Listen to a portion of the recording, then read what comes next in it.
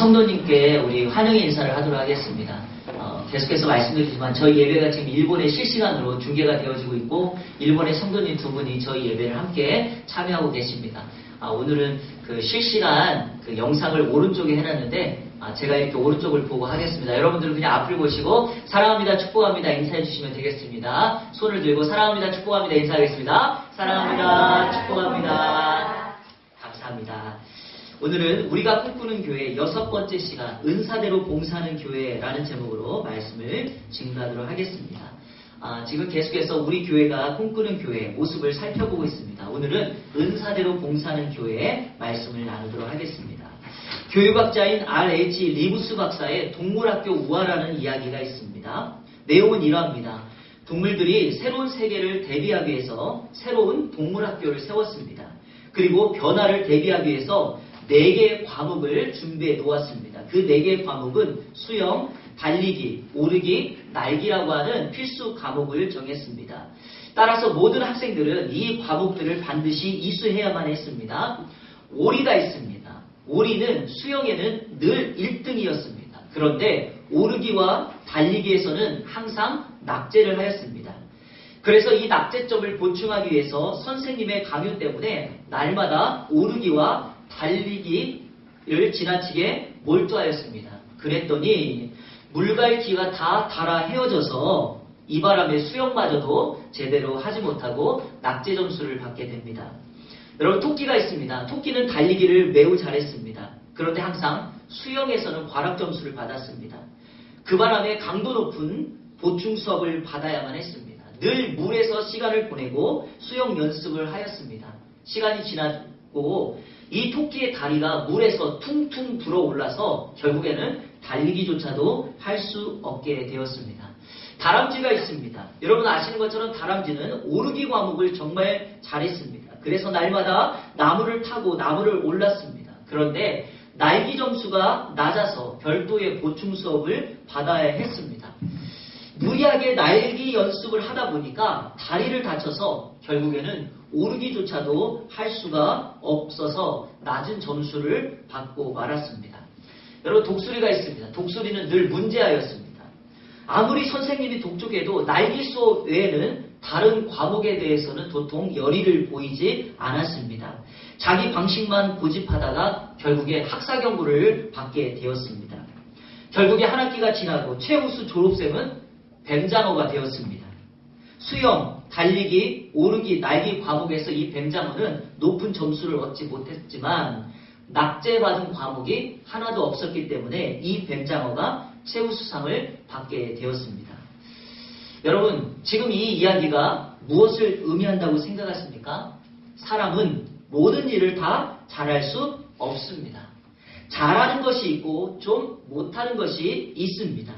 중요한 것은 이 사회, 이 공동체는 혼자가 아니기 때문에 이 공동체 안에서 내가 잘하는 것으로 서로를 도와 이 공동체를 세워나가면 아름다운 사회를 만들 수 있다라는 것이죠.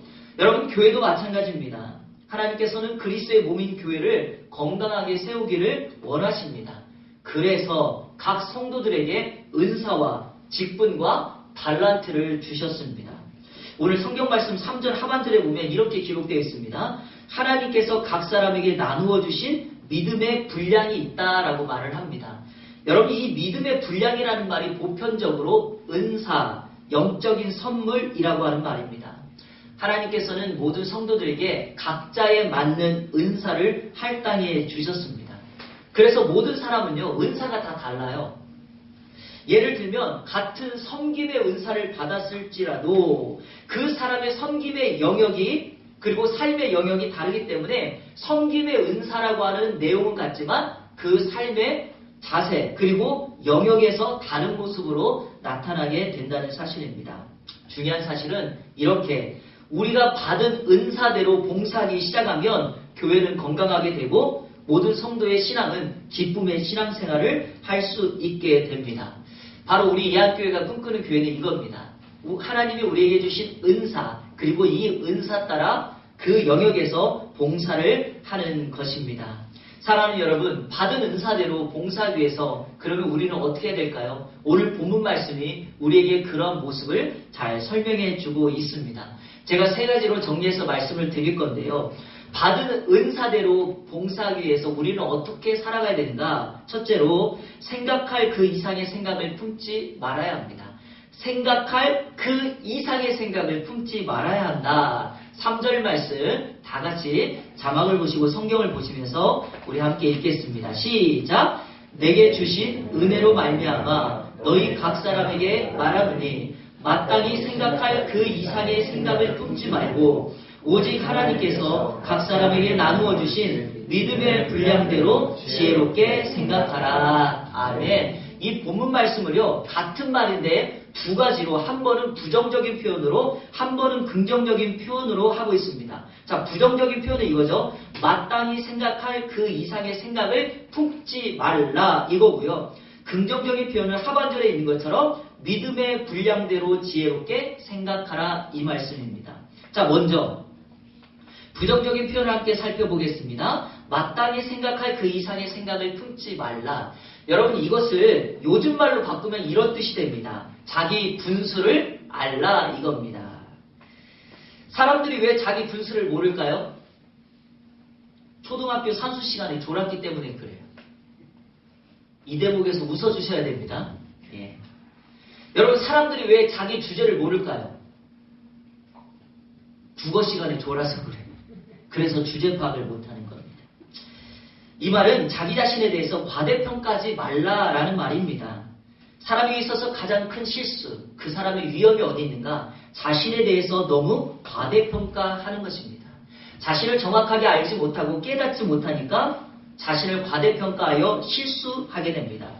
성경에도 자신에 대해서 과대평가함으로 잘못을 범하는 사건이 종종 많이 등장합니다. 제가 여러분에게 두 가지만 한번 소개해 드리도록 하겠습니다. 첫 번째는 이사야 14장의 천사가 타락하는 모습을 보십시오. 이사야 14장 12절과 13절에 이렇게 기록하고 있습니다. 제가 읽겠습니다. 내가 내 마음에 이르기를, 자, 여기서 너는 천사를 말합니다. 내가 하늘에 올라 하나님의 묵별 위에 내 자리를 높이리라. 내가 북극 지폐 산 위에 앉으리라. 가장 높은 구름에 올라가 지극히 높은 이와 같아지리라 하는도다. 여러분, 천사는 하나님의 지음받은 영의 존재입니다. 하나님의 심부름꾼이며 하나님의 일들을 감당합니다. 같습니다. 하나님은 이 천사를 완전한 존재로 만들었죠. 그래서 이 천사는 스스로 자기의 보기에 나는 너무 완벽하고 아름다워 하나님과 같다라는 생각을 하기 시작합니다. 그러자 하나님이 앉아있는 그 자리에 오르고자 하나님과 같아지고자 그가 자기의 본분과 신분을 망각하고 하나님처럼 되려는 죄를 범하게 됩니다. 자신을 과대평가하고 자신의 분수를 모르는 행동을 하자 결국에 타락하는, 하나님 앞에 교만하는 죄를 범하고 맙니다. 그래서 여러분들 미인들이 자주 죄를 짓는 것 같아요. 우리는 좀 안전한 것 같습니다. 여러분, 결코 자기 자신을 과대평가하시면 안 됩니다. 두 번째 사건은 민수기 16장에 등장하는 고라, 다단, 아비람, 온이라고 하는 사람이 당을 지어서 모세를 대적하는 장면입니다. 민수기 16장 3절 우리 같이 한번 읽어볼까요? 시작! 그들이 모여서 모세와 아론을 거슬러 그들에게 이르되 너희가 분수에 지나도다. 회중이 다 각각 거룩하고 여호와께서도 그들 중에 계시거늘 너희가 어찌하여 여호와의 총회 위에 스스로 높이느냐. 이들이 이 연합한 250명이라고 되는데요. 250명이 모세와 아론의 지도력에 대항합니다. 모세와 아론이 분수에 지나도록 행동했고 스스로 높였다. 이들은 이렇게 말을 합니다. 모세가 자신을 대적하고 있는 고라에게 민수기 16장 9절과 10절에 이렇게 말합니다. 이스라엘의 하나님이 이스라엘 회중에서 너희를 구별하여 자기에게 가까이 하게 하사 여호와의 성막에서 봉사하게 하시며 회중 앞에 서서 그들을 대신하여 섬기게 하심이 너희에게 작은 일이겠느냐. 여러분, 고라는 레위 지파입니다. 모세와 아론과 같은 레위 지파인데 역할만 다릅니다. 제사장의 직분은 아론의 가문에서 하게 되어 있고 고라는 작은 집이거든요. 작은 집에서는 성막 안에서 하나님 앞에 구별된 일들을 감당하게 되었습니다. 그런데 이 고라가 왜 너희들만 제사장이 되느냐? 지금 모세와 아론에 대해서 대적하고 있었던 것입니다. 자, 10절. 하나님이 너와 내 모든 형제 레위 자손으로 너와 함께 가까이 오게 하셨거늘 너희가 오히려 제사장의 직분을 구하느냐? 이렇게 말씀합니다. 고라지와는 자신들의 분수를 모르고 제사장의 직분을 구하고 있습니다. 왜냐하면 제사장의 직분을 맡기신 것은 하나님이 맡기신 거지 모세가 아론이 원해서 맡은 것이 아닙니다. 결국엔 어떤 결과가 초래되는가? 땅이 갈라집니다. 입이 열려지는 것처럼 땅이 갈라져서 이 모세를 대적했던 고라 집안과 그 대적자들을 삼켜져 죽고 많은 일들이 벌어집니다. 사랑하는 성도 여러분, 자신들이 누구인지를 깨닫지 못하고 분수를 모르고 과대평가를 하게 되면 하나님 앞에 끔찍한 죄를 짓는 것과 같습니다. 사랑하는 성도 여러분, 오늘 이번 한 주간을 살아갈 때 하나님 앞에 말씀 앞에서 겸손하시고 우리 스스로를 과대평가하지 마시고 우리의 분수를 지킴으로 주님 앞에 나아가는 한 주간 승리하는 우리 이한교회 모든 성도님들 되시기를 주님의 이름으로 축원합니다. 부정적으로는 생각할 그 이상의 생각을 품지 말라라고 말하고 긍정적으로는 3절 하반절의 말씀처럼 믿음의 분량대로 지혜롭게 생각하라 말씀합니다. 성경에서 한글 성경이 잘못 번역한 것 가운데 가장 대표적인 것 가운데 하나가 바로 여기입니다. 이 지혜롭게라는 말을 잘못 번역하였습니다. 왜냐하면 지혜롭게 한다는 말은 마음이 안정된 욕망이나 충동을 억누르는 자제하는 이런 뜻이거든요. 그런데 성경에서는 이 단어가 정신이 온전해지다라는 의미로 사용되었습니다. 예를 들어보면 귀신 들렸던 자가 정신이 온전해집니다. 그때 사용되는 단어가 바로 이 단어예요. 그런데 오늘 본문은 이 단어를 지혜롭게라고 사용했죠. 일반적으로 지혜롭다는 말하고는 거리가 멀지 않습니까? 그러니까 이 말을 원문 그대로 번역하면 이렇게 기록할 수 있습니다. 하나님이 주신 믿음의 분량대로 욕망은 자제하고 온전한 정신으로 생각하라 이렇게 됩니다. 사랑하는 여러분, 하나님이 주신 믿음의 분량이 바로 은사입니다. 영적 선물입니다. 하나님께서 각 사람에게 주신 은사의 범위 안에서 일할 때 우리의 공동체를 아름답게 세워갈 수 있습니다.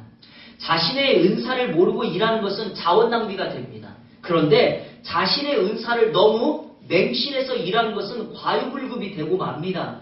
그래서 우리는 항상 은사에 대해서 너무 과하지도 너무 적지도 않게 해야 합니다. 이런 의미에서 바울 사도가 고린도 교회에 보낸 내용을 한번 귀 기울여 보십시오. 고린도후서 10장 13절입니다. 우리 다 같이 읽겠습니다. 시작. 그러나 우리는 분수 이상의 자랑을 하지 않고 오직 하나님이 우리에게 나누어 주신 그 범위의 한계를 따라 하노니 곧 너희에게까지 이른 것이라. 아멘. 정해진 한계, 그 한계를 넘어서지 말고 하나님께서 허락하신 영역 안에서 우리의 은사, 우리의 신앙을 자랑하면 됩니다.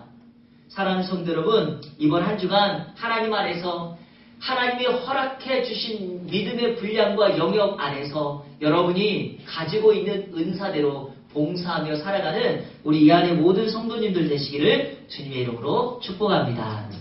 두 번째, 받은 은사대로 봉사하는 교회가 되기 위해서 지체의식을 가져야 됩니다. 지체의식을 가지라. 4절과 5절 말씀 우리 같이 한번 읽겠습니다. 시작.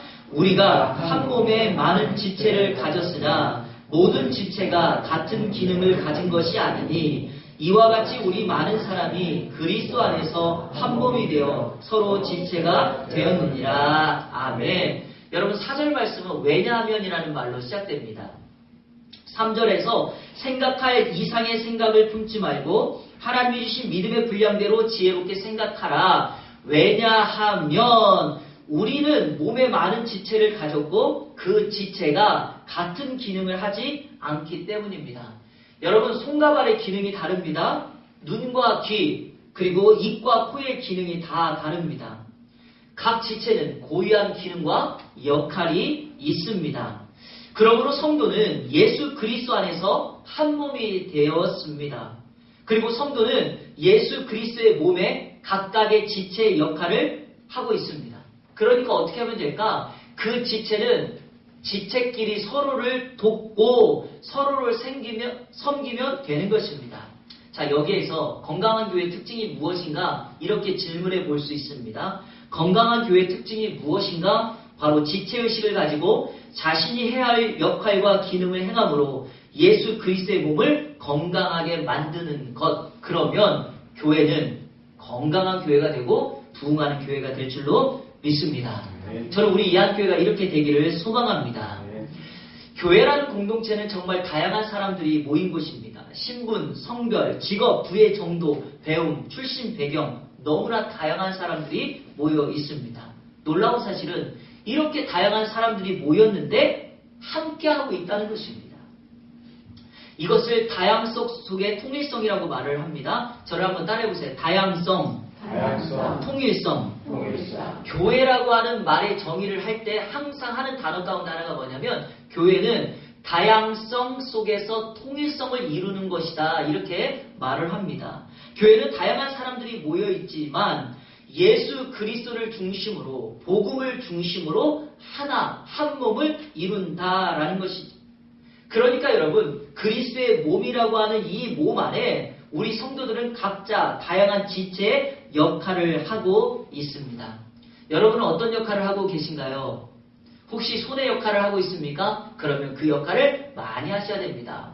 왼손, 발, 눈, 코, 귀 모든 기능의 역할을 바르게 하면 그 몸은 건강하게 세워지게 됩니다. 일전에 설교할 때 한번 그 말씀을 드렸지만 오른손 자비가 오른손을 다쳐서 깁스를 했습니다. 그래서 오른손을 사용할 수 없습니다. 그랬더니 몸이 인간 머리입니다. 머리가 몸의 지형을 내립니다. 오른손을 쓸 수가 없으니 왼손 너가 사용해서 왼손을 써서 밥을 먹어라 라고 합니다. 그런데 여러분 상상해 보시겠습니까? 왼손이 이렇게 몸에게 말한다고 생각해 보십시오. 아니 이제까지 나를 한 번도 제대로 인정해 준 적도 없으면서 오른손이 다쳤다고 나보고 밥을 또 먹으라고? 싫어. 나는 할 수 없어. 안 할 거야. 자, 이렇게 했다고 생각해 보십시오. 그러면 이 몸이 어떻게 될까요? 어떻게 되죠? 굶어 죽어요. 몸은 자기의 역할을 하지 않으면 이렇게 죽게 됩니다. 새 신발을 사셨을 때 구두나 여러분들 그 높은 하이힐 같은 구두를 신을 때 발 뒤꿈치가 이렇게 까집니다. 그럴 때 여러분 어떻게 합니까? 뒤꿈치만 아프던가요? 걸으실 때 온몸이 찌릿찌릿 아픈 이유가 무엇입니까? 한 몸이기 때문에 그러합니다. 이런 개념으로 에베소서 4장 16절이 이 내용을 잘 설명해주고 있습니다. 그에게서 온몸이 각 마디를 통하여 도움을 받음으로 연결되고 결합되어 각 지체의 분량대로 역사하여 그 몸을 자라게 하며 사랑 안에서 스스로 세우느니라. 여러분 이 말을 좀 이해하기 어려우니까 쉬운 성경 번역으로 이렇게 기록합니다. 자, 우리 함께 읽어볼까요? 시작! 온몸이 그리스도께 붙어 있으니 각 지체가 서로 도와주어 각자 맡은 일을 잘 해내도록 하십시오. 그러면 온몸이 건강하게 성장하여 사랑 안에서 더욱 튼튼히 서게 될 것입니다. 아멘. 온몸은 다 연결되어 있으니 각각의 지체는 서로를 도와 몸을 건강하게 하십시오. 그런 몸이 튼튼하게 서게 될 것입니다. 이렇게 말씀하고 있습니다.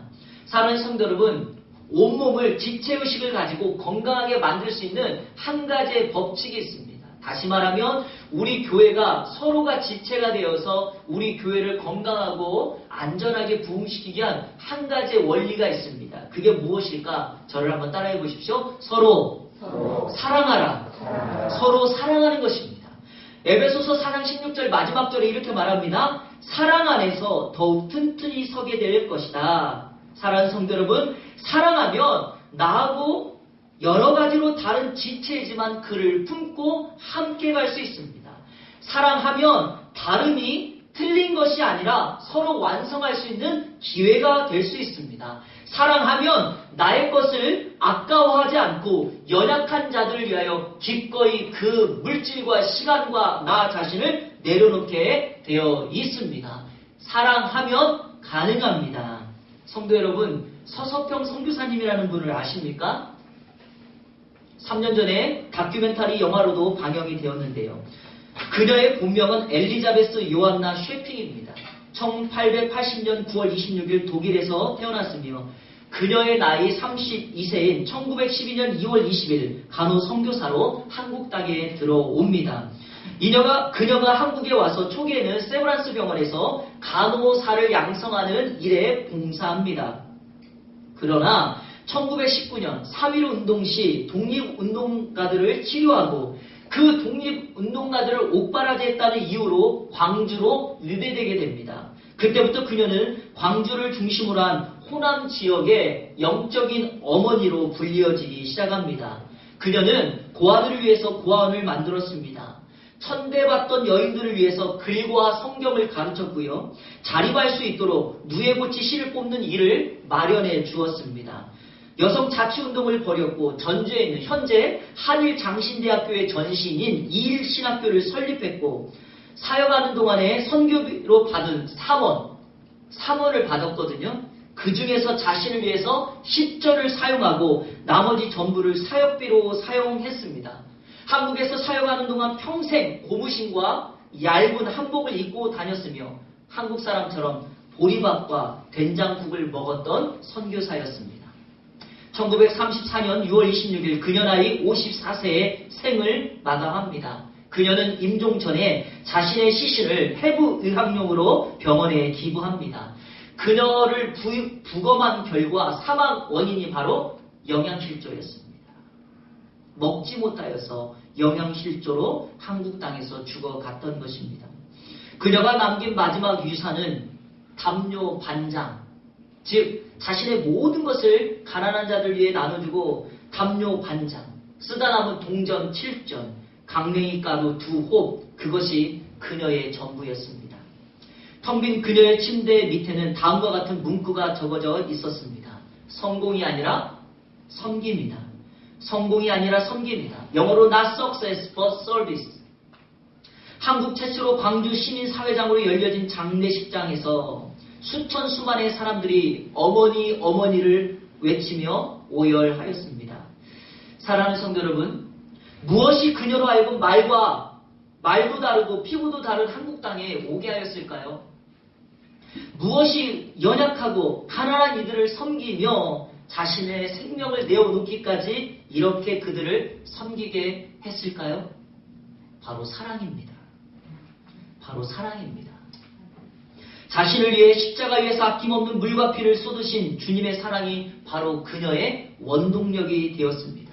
그러니 성공이 아니라 섬김이다라는 말은 이렇게 바꿀 수가 있습니다. 성공이 아니라 사랑하는 것이다. 사랑하는 여러분, 이 세상은 온통 성공하는 것에 관심이 있습니다. 그러나 우리 주님은 우리가 성공하는 것에 관심이 없습니다. 주님은 단지 우리가 사랑하는 것에 관심을 갖습니다. 주님이 성공에 관심이 있으셨다면 사람들이 박수하고 사람들이 왕으로 추대했을 때 왕이 되셔야 했죠. 사람들 위해서 군림을 하셔야만 했습니다. 그러나 우리 주님은 그 자리를 뒤로 하고 사람들을 섬기고 그들을 사랑하는 자리로 그 낮고 낮은 자리까지 내려가셨던 것입니다. 주님은 우리를 위하여 기꺼이 사랑의 섬김의 본을 보여주셨던 것입니다.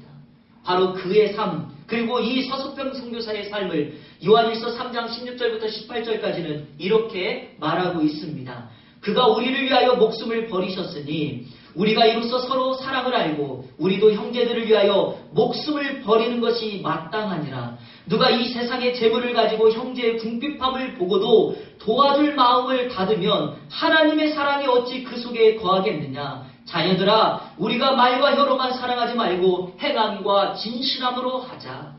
여러분, 사랑하자고 말하고 혀로 말할 수 있습니다. 그러나 우리 주님이 원하는 것은 행함과 진실함, 즉 사랑함의 실천을 우리에게 말씀하고 부탁하고 있는 것입니다. 사랑하는 예안의 성도 여러분, 저는 여러분들에게 동일하게 부탁합니다.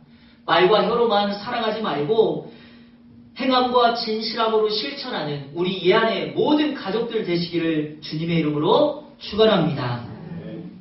받은 은사대로 봉사하는 교회가 되기 위해서 마지막으로 자신의 은사를 알고 은사를 사용해야 됩니다. 자, 한번 따라해 볼까요? 은사를 알고 은사를 사용해야 된다. 자, 6절에 보면 이렇게 기록되어 있습니다. 우리에게 주신 은혜대로 받은 은사가 각각 다르니. 하나님은 성도들에게 다양한 은사를 주셨고 각자에게 은사를 주셨습니다. 여러분 그거 아십니까? 내가 필요해서가 아니라 하나님이 필요해서 그 사람에게 그 은사를 주셨다는 사실입니다. 그리고 하나님은 그 사람에게 그 은사를 주신 이유는 그 공동체의 그 은사가 필요하기 때문에 허락해 주셨습니다. 그러므로 모든 은사는 다 소중하고 모든 은사는 다 특별합니다. 더 귀하고 덜 귀한 것은 없습니다. 단지 기능과 역할만 다를 뿐입니다. 그러므로 여러분이 가진 은사를 다른 사람들하고 비교하거나 또 비교해서 자랑하지도 좌절하지도 마시기를 바랍니다. 저분은 너무 저런 걸 잘해서 부럽다. 아니요. 그분은 그거 잘하지만 여러분도 잘하는 게 계십니다. 중요한 것은 나의 은사가 무엇인가를 알고 그 은사를 이제 어떻게 사용할 것인가가 이것이 중요한 것입니다. 자, 먼저 말씀드립니다. 은사를 사용하면 나 개인에게도 유익과 기쁨이 있지만 은사의 원래 목적은 공동체를 위한 것입니다. 자, 고린도전서 12장 7절에 이렇게 기록합니다. 각 사람에게 성령의 나타내심은, 이 성령의 나타내심이라는 말이 은사를 주신 것은 유익하게 하려 하심이라 이렇게 기록되어 있죠. 무슨 유익인가? 영어 성경에 common good, 공동의 유익, 공동체의 유익이라고 말을 합니다. 그러니까 하나님이 저와 여러분에게 은사를 주신 것은 나 개인을 위함이 아니라 이 교회 공동체를 위한 것이라 말씀하고 있습니다. 우리의 은사를 아는 것이 급선무이죠. 자, 오늘 본문 말씀 6절부터 8절까지는 7가지의 은사를 소개합니다. 제가 여러분에게 친절하게 여러분의 은사가 무엇인가를 알 수 있는 방법을 말씀드리도록 하겠습니다. 저를 자세히 보기도 하고요. 설교 노트를 참고하시면 됩니다. 제가 친절하게 설교 노트를 적어 놓았습니다. 자, 여러분이 그것이 여러분의 은사인가 아닌가를 확인하는 방법. 첫째, 내가 정말 좋아하고 잘하는 일인가. 여러분, 은사는요, 내가 좋아하기도 해야 되고 잘하는 일이어야 됩니다. 그 일을 하면 내가 정말 좋아해야 돼요. 그런데 여러분, 나는 그 일을 할 때마다 너무 좋은데 주변 사람들이 괴로워한다면 100% 그건 은사가 아닙니다. 아시겠죠? 자, 두 번째, 그 일을 할 때 열매가 나타나는가? 다시 말하면 공동체가 화합되고 사람들이 살아나고 누군가가 세워지고 있고 격려를 받는가? 이것입니다. 어떤 분은 찬양이 너무 좋아서 교회 찬양대에 들어갑니다. 그런데 신기하게도 그분이 찬양대에 들어가고 난 다음부터 제 5화음이 시작됩니다. 여러분, 이거 은사 아닙니다. 주변 사람들에게 근심과 어두움의 얼굴을 갖게 만듭니다. 이런 거 은사 아닙니다. 결국에 은사는 내가 찬양을 하면 누군가가 감동받고 위로받고 세워지고 힘을 얻는 거예요. 이해가 되십니까? 높은 음을 내는 것이 아니에요. 작은 목소리라 할지라도. 어떤 분은 때로 음이 때때로 틀리기도 하는데 그가 노래만 하면 사람들의 심령을 움직이는 사람이 있어요. 제가 지난주에 설교했던 박모세라고 하는 분이 바로 그러한 사람이죠.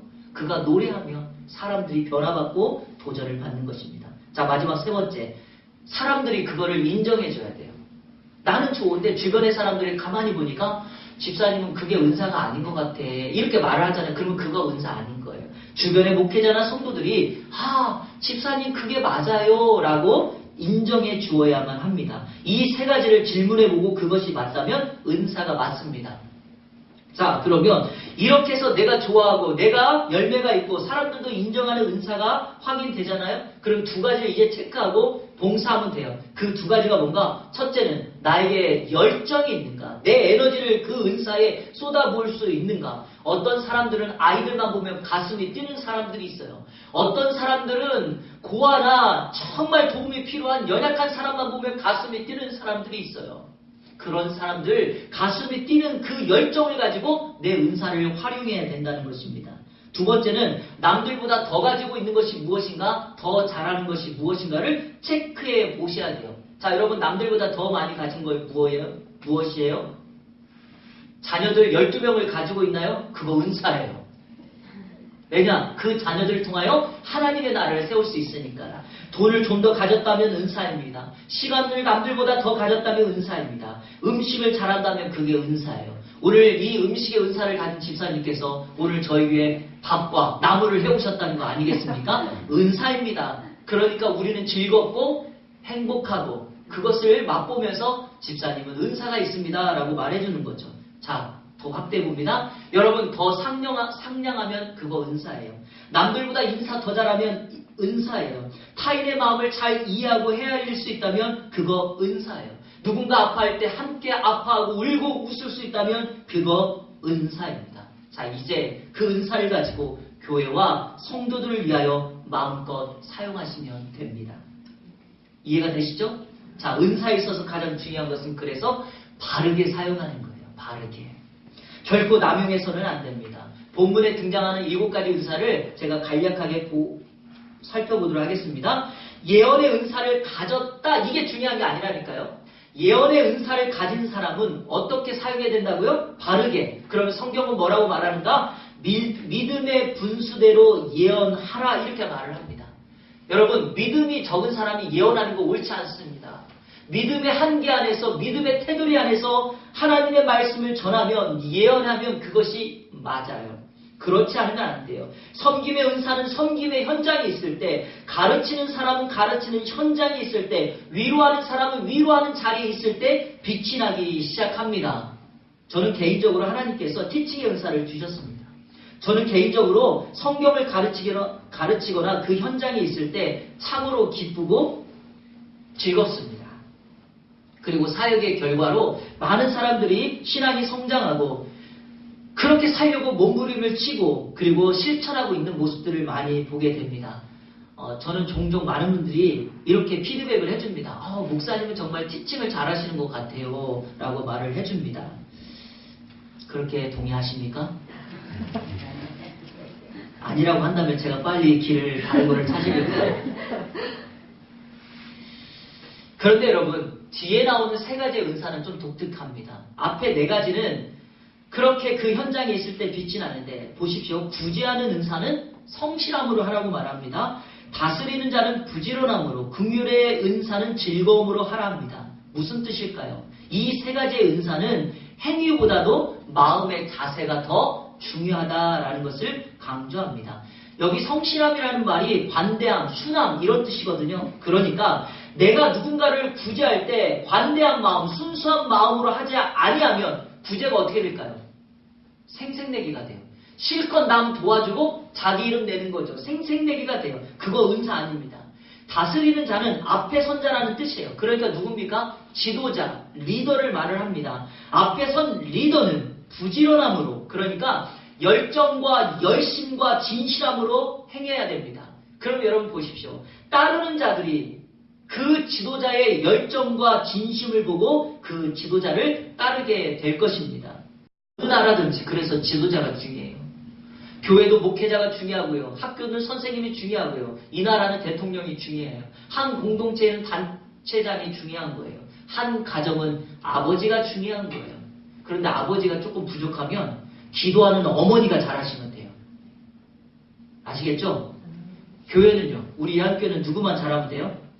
저만 잘하면 돼요. 그러니까 여러분 걱정하지 마시고 저를 위해서 기도를 많이 해주시면 돼요. 제가 정말 잘하겠습니다.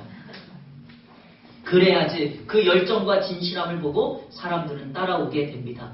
긍휼을 베푸는 자는 즐거움과 기쁨으로 자원해야 됩니다. 여러분 긍휼이라는 것은 결코 억지로 할 수 없습니다.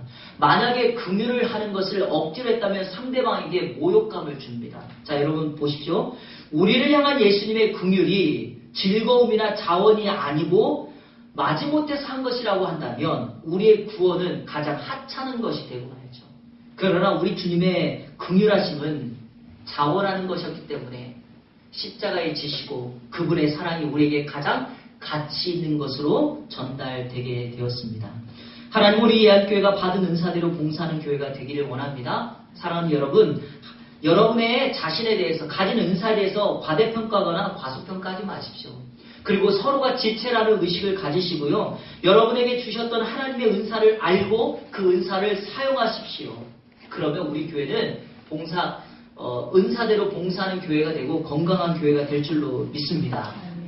설교를 달란트 비유를 여러분에게 간략하게 말씀드리며 마치고자 합니다. 한 주인이 있었습니다. 이 주인이 먼 타국에 갈 때 자신의 종들을 불러, 성경에 보면 이렇게 되어 있습니다. 각자의 재능대로 1달란트, 2달란트, 5달란트를 맡겼습니다. 여러분 왜 맡겼냐고요? 소유의 많고 적음이 아니라 그 사람의 재능에 따라서 맡긴 겁니다. 1달란트 받은 사람에게는 그 달란트가 가장 큰 소유가 되고 있는 것입니다. 자, 문제는 주인이 돌아왔을 때 사람들에게 나눠줬던 것을 계수합니다. 2달란트, 5달란트 받은 사람들은 주인이 맡겨준 것을 가지고 열심히 장사함으로 똑같이 달란트를 남겼습니다. 주인이 그 2달란트, 5달란트 받은 사람에게 이렇게 말합니다. 착하고 충성된 종아, 이렇게 칭찬합니다.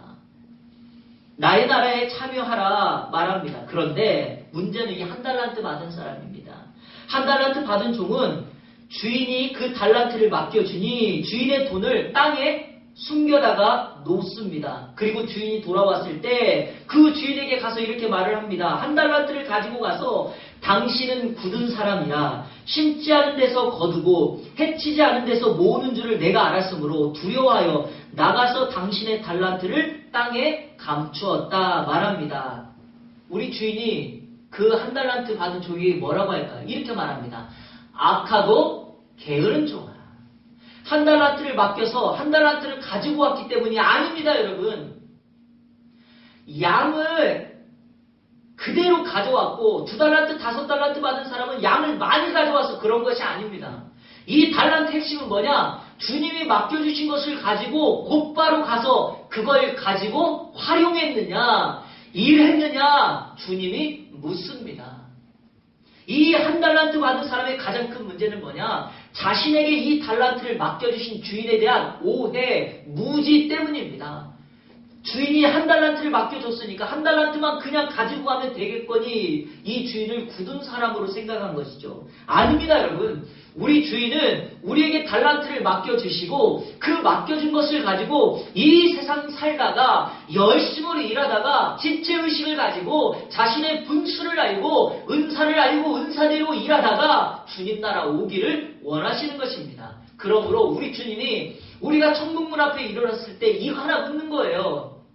내가 너에게 준 것을 가지고 너는 이 땅에서 무엇 하다가 왔느냐, 이렇게 묻는다는 사실입니다. 여러분, 1달란트 받은 종의 결과는 악하고 게으른 종, 이걸로 끝나지 않습니다. 성경은 이렇게 말합니다. 바깥 어두운 데로 쫓겨나서 거기서 슬퍼하며 울며 이를 갈 것이다.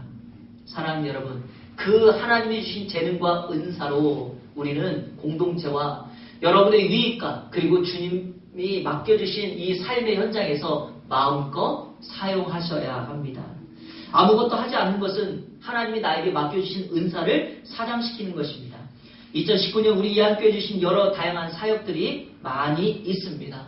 여러분, 저 혼자 그 일을 못합니다. 하나님 사랑, 이웃사랑, 세상 섬김의 사명을 이루기 위하여 하나님께서 저와 여러분 각자에게 주신 은사대로 우리 교회를 섬기고 이 지역을 섬김으로 우리 주님 앞에 착하고 충성된 종이라 칭찬받는 우리 이 안에 모든 성도님들 되시기를 우리 주 예수 그리스도의 이름으로 축원합니다.